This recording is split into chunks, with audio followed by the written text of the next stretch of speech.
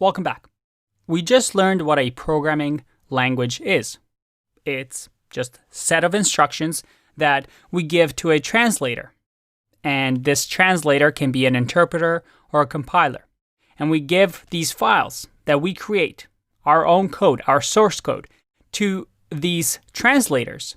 And they allow us to give instructions to machines, to computers, to phones.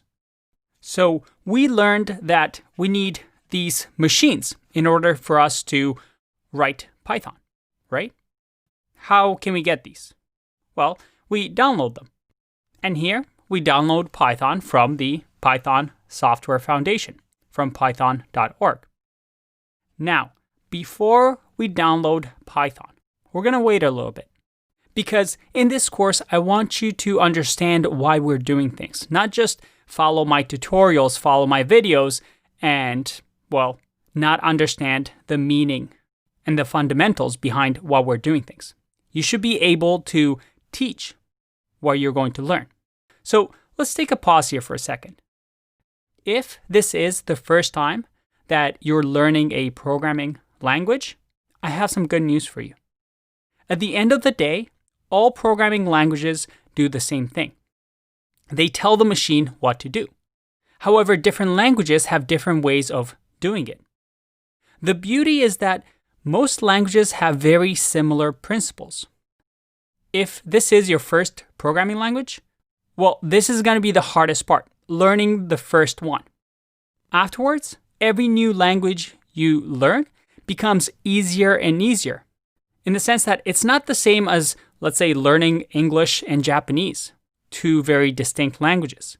In programming, things become a lot easier as you learn that first foundational language.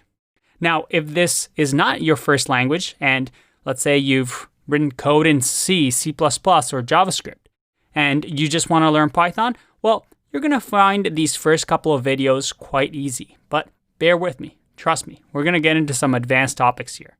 And we're going to make you a full-fledged developer by the end of this. But let's go back to this topic at hand, this idea of downloading this translator. The thing is, when people refer to Python, the language, they're most likely talking about the implementation.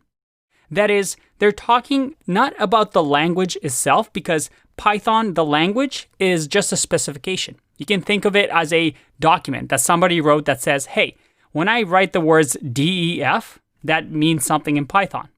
And when I write something like print, that means something in Python. But the translation machines, well, we can have tons of them. Different interpreters, different compilers. For example, python.org, when you click download here, you're actually downloading this, the C Python, because it's written in the C programming language. This is what you're downloading. It's a program written in C to read your Python file and, well, run it on a machine. But there's other implementations. For example, there's the Jython project. And this is a translator that is written in the Java language.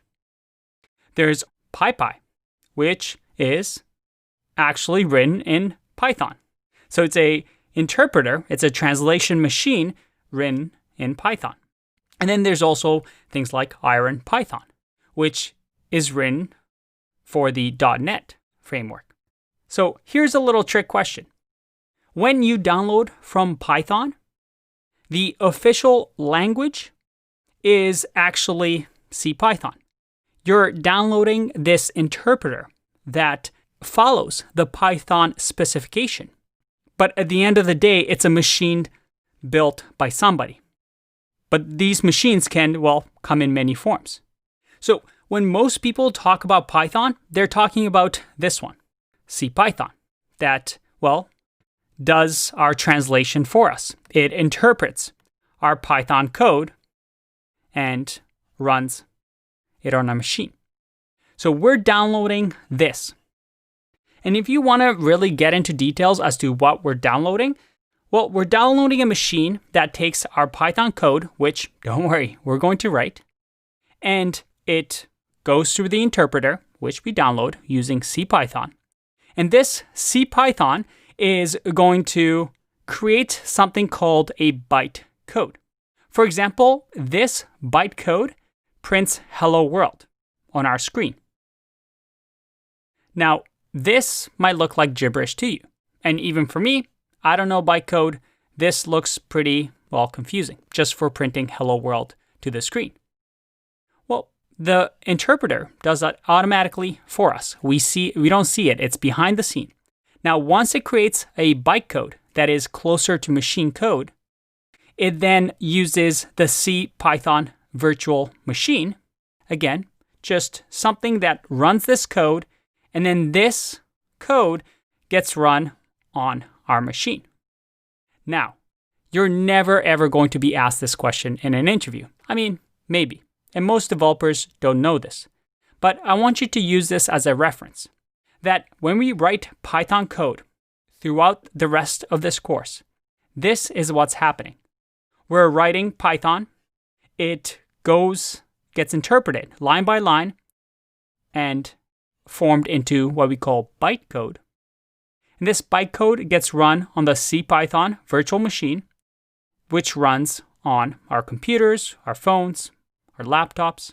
And when we're downloading from python.org, we're downloading these two pieces so that once we have them downloaded, we can run Python. All right, that was a tough one. And I mean, we just got started. I hope your brain isn't exploding. Again, this is something for you to use as a reference. But you know what? I think it's time for us to learn how to actually run Python code. And don't worry, we are getting there. We are going to write our first Python program very soon. I'll see you in the next one. Bye-bye.